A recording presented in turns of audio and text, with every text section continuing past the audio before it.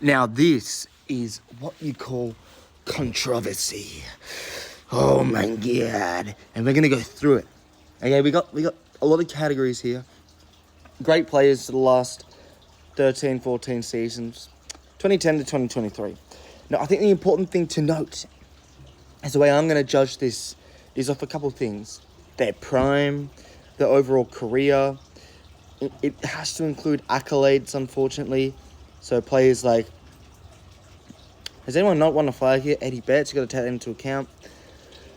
Longevity or body of work. So in the 14 seasons, how good were they? And a bunch of other things. First of all, the GOAT category is perfect. It should be those three. Gary Ablett, arguably one of the greatest players of all time. Buddy Franklin, arguably one of the greatest forwards of all time. And Dustin Martin, the greatest finals player of all time, the greatest grand final player of all time, one of the greatest big game players of all time. So that's simple. My big problem comes with legend. For me, I would like to put Selwood in that legend category alongside Dangerfield and bring Dane Son down. The unfortunate thing is I'm going to stick to 3-4-4-4-4. So one of Selwood, Pendles, Hodge, Fife, and Danger will not be in the legend category. First things first, Dane Swan is not in the legend category. Hodge and the others are much better. For me, Hodge has to be a legend. One of the greatest captains of all time. 4 flags, has to be in there.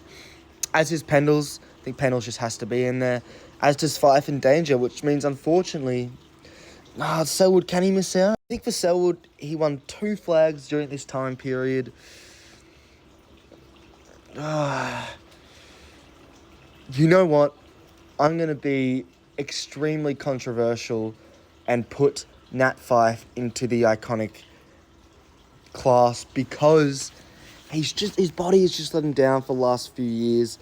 And yes, he's won 2 Brownlows, which is more than Pendles and Selwood, but the longevity of Selwood and Pendles being some of the greatest captains of their club's history, both winning flags. Fife hasn't won a flag. And for that, he goes in iconic, which means Danger and Selwood move up, Swan and Fife move down. In the iconic section, I quite like it. Actually, it's completely incorrect. The iconic category is getting switched up. I would have Dane Swan, Nat Fife in iconic alongside Silverioli and Jack Revolt. Jack Revolt has got 3 Commons in that time period, 3 flags, one of the greatest. If Buddy doesn't exist, he's the greatest forward for the last 20 years.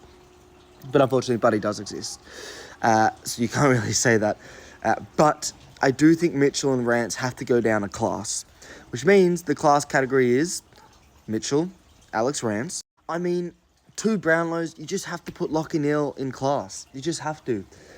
So Lockie Neal has to go in class, which means I'm probably going to be moving Eddie Betts down to great just because he hasn't won the flag. I know that's really harsh, but I'm taking accolades into account, which means the great category is Bont, McGovern, Kennedy, and Eddie Betts.